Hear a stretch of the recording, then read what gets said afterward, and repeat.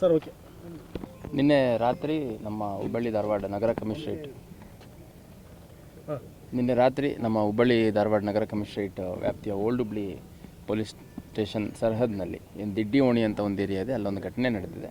ಆ ಘಟನೆಯಲ್ಲಿ ಇಬ್ಬರು ಭಿಕ್ಷಾಟನೆ ಮಾಡ್ತಿದ್ದಂಥವರು ಒಬ್ರಿಗೊಬ್ಬರು ಹೊಡೆದಾಡ್ಕೊಂಡಿದ್ದಾರೆ. ಆ ಹೊಡೆದಾಟದಲ್ಲಿ ಒಂದು ಮೈಕ್ ಸ್ಟ್ಯಾಂಡ್ ರೀತಿಯಲ್ಲಿದ್ದಂಥ ಒಂದು ವಸ್ತುವಿಂದ ಆರೋಪಿ ಏನಿದ್ದಾನೆ ಮೃತನಿಗೆ ತಲೆಗೆ ಹೊಡೆದಿದ್ದ ಹಿನ್ನೆಲೆಯಲ್ಲಿ ತುಂಬ ಬ್ಲೀಡಿಂಗ್ ಆಗಿದೆ. ನಂತರ ಇಮಿಡಿಯೇಟ್ KMCಗೆ ಟ್ರಾನ್ಸ್ಫರ್ ಮಾಡೋಂಥ ಟೈಮಲ್ಲಿ ಬ್ರಾಡ್ ಡೆಡ್ ಅಂತ ಡಿಕ್ಲೇರ್ ಆಗಿದೆ. ಈ ಇಬ್ಬರು ವ್ಯಕ್ತಿಗಳು ಭಿಕ್ಷಾಟನೆ ಮಾಡಿಕೊಂಡು ಇದ್ದರು. ಮೃತ ಏನಿದ್ದಾನೆ ಅವನು ಪೋಲಿಯೋದಿಂದ ಕಾಲು ಕಳ್ಕೊಂಡಿದ್ದರೆ ಆರೋಪಿ ಒಂದು ಆಕ್ಸಿಡೆಂಟಲ್ಲಿ ಕಾಲು ಕಳ್ಕೊಂಡು ಇಬ್ಬರು ಕೂಡ ಫಿಸಿಕಲಿ ಹ್ಯಾಂಡಿಕ್ಯಾಪ್ ಕೂಡ ಆಗಿದ್ದರು ಅಂತ. ಇವರು ದಿಡ್ಡಿ ಓಣಿ ಅನ್ನೋವಂಥ ಏರಿಯಾದಲ್ಲಿ ಅಲ್ಲೊಂದು ಮನೆ ಮಾಡಿಕೊಂಡು ಅವರ ಪರಿಚಯಸ್ಥರು ಕುಟುಂಬ ಸದಸ್ಯರ ಜೊತೆಗೆ ಇದ್ದರು, ಒಂದು 5-6 ಜನ ಅನ್ನೋವಂಥದ್ದು. ಮತ್ತು ಅದೊಂದು ಹಬ್ಬದ ಹಿನ್ನೆಲೆಯಲ್ಲಿ ಒಂದು 3-4 ಜನ ಏನು ಜೊತೆಗಿದ್ದರು, ಅವ್ರ ಫ್ಯಾಮಿಲಿ ಇದ್ದರು ಅಂತ, ಅಂದರೆ ಗಂಡು ಮಕ್ಕಳು ಹೆಣ್ಮಕ್ಳು ಮಕ್ಕಳೆಲ್ಲ ಜೊತೆಗಿದ್ದರು ಅಂತ. ಅವರು ಹೊರಗಡೆ ಹೋಗಿದ್ದಾರೆ. ಇವರಿಬ್ಬರು ಸ್ವಲ್ಪ ಕುಡಿದ ನಿಶಾದಲ್ಲಿ ಈ ಥರ ಮಾಡ್ಕೊಂಡಿದ್ದಾರೆ ಅನ್ನೋಂಥದ್ದು ಸದ್ಯಕ್ಕೆ ತಿಳಿದು ಬಂದಿದೆ. ಮೃತ ವ್ಯಕ್ತಿ ಏನಿದ್ದಾನೆ ಅವನು ಮಿಥಿಲೇಶ್ ಕುಮಾರ್ ಅಂತ. ಇವನು ಬಿಸ್ನಾಪುರ್ ಜಿಲ್ಲೆ ಬಿಹಾರ ರಾಜ್ಯದವನು ಅಂತ ತಿಳಿದು ಬಂದಿದೆ. ಅದೇ ರೀತಿ ಈ ಆರೋಪಿ ಏನಿದ್ದಾನೆ ಅವನು ನಜೀರ್ ಅಲಿಯಾಸ್ ರಾಜೇಶ್ ಕುಮಾರ್, ಇವನು ಅಂಬಾಲಾ ಡಿಸ್ಟ್ರಿಕ್ಟು ಹರಿಯಾಣದವನು ಅಂತ ಕಂಡು ಬಂದಿದೆ.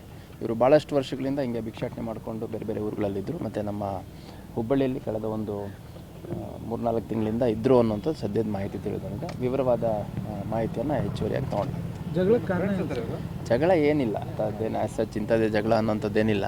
ಕುಡಿದ ನಿಶಾದಲ್ಲಿ ಒಬ್ರಿಗೊಬ್ರು ಅದು ಇದು ಮಾತಾಡಿಕೊಂಡು ಹೊಡೆದಾಡಿದ್ದಾರೆ ಅನ್ನೋಂಥ ಸದ್ಯಕ್ಕೆ ನಮಗೆ ಆರೋಪಿ ಕಡೆಯಿಂದ ತಿಳಿದು ಬಂದಿರುವಂಥದ್ದು.